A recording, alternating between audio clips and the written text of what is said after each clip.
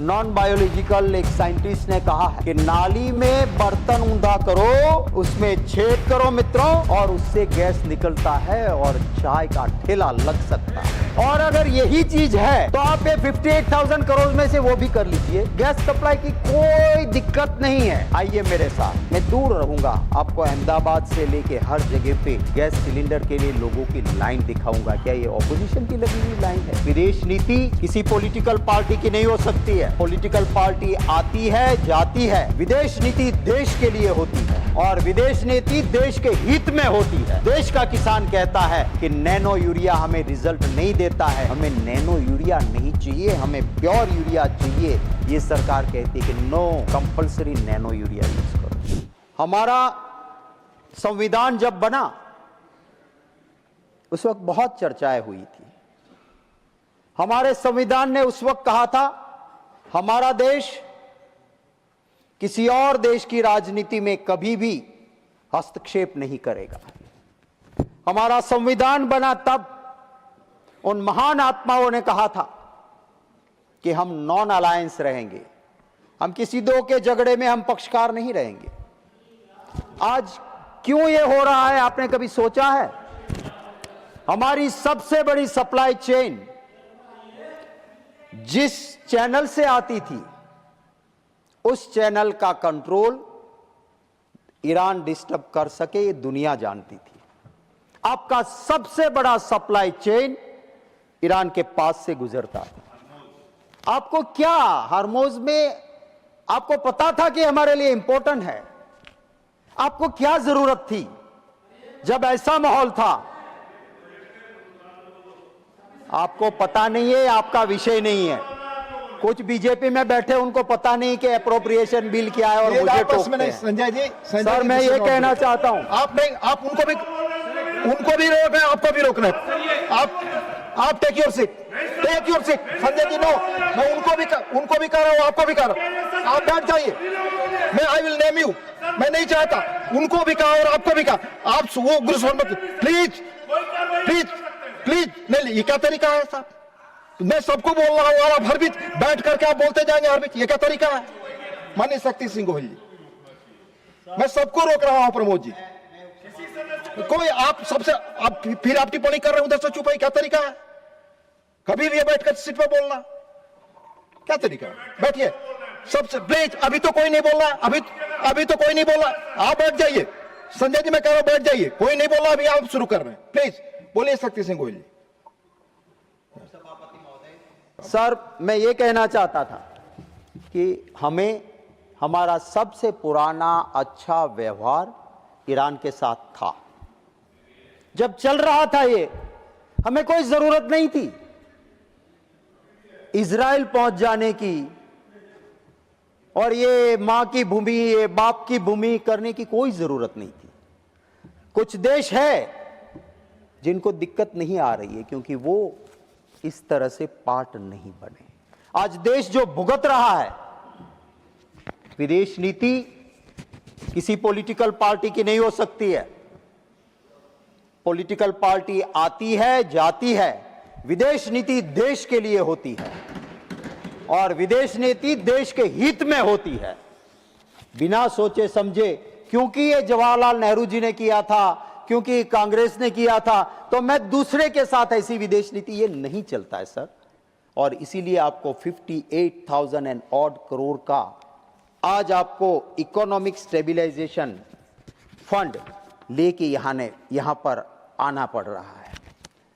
मैं जरूर आपके जरिए वित्त मंत्री जी को कहना चाहूंगा कि आपकी सबसे ज्यादा चिंता गैस सप्लाई की है।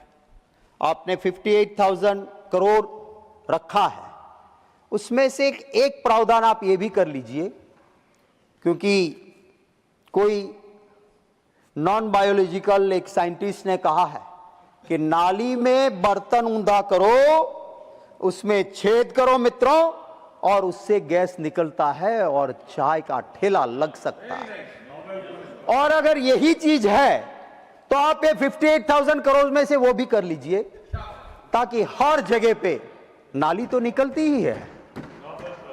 उल्टा बर्तन डाला, पाइप लगाई और हो गया। सर ये गैस की चिंता है। सर हमारे एक पक्षी को हमारे गुजरात में शाहमृग कहता है। जब कोई पीछे लगता है तो वो अपना सर रेत में डाल देता है। वो मानता है कि मैं किसी को नहीं देखता हूं इसलिए कोई भी मुझे नहीं देखता है। ऐसी नीति सरकार ना करे। आप ये कहेंगे, मंत्री जी कहते हैं कि ये गलत कांग्रेस वाले बोल रहे हैं, गैस सप्लाई की कोई दिक्कत नहीं है। आइए मेरे साथ, मैं दूर रहूंगा, आपको अहमदाबाद से लेके हर जगह पे गैस सिलेंडर के लिए लोगों की लाइन दिखाऊंगा। क्या ये ऑपोजिशन की लगी हुई लाइन है? क्या इसकी एक क्वेश्चन जो प्रॉब्लम है आवाम का, उसका हम स्वीकार नहीं करेंगे तो उसका हल नहीं निकलेगा। इसलिए मैं चाहता हूं कि सरकार इस बारे में गंभीरता के साथ जरूर सोचे। सर 19.23 करोड़ वित्त मंत्री जी की इस एप्रोप्रिएशन बिल में फर्टिलाइजर के ऊपर की ग्रांट की डिमांड है। सर मुझे कहना पड़ रहा है, आपके इंपोर्ट का परसेंटेज हर दिन बढ़ता जा रहा है। यूरिया जो आप पहले करते थे, आज आप 138.8% और डीएपी 94.5% आपको इंपोर्ट करना पड़ता है।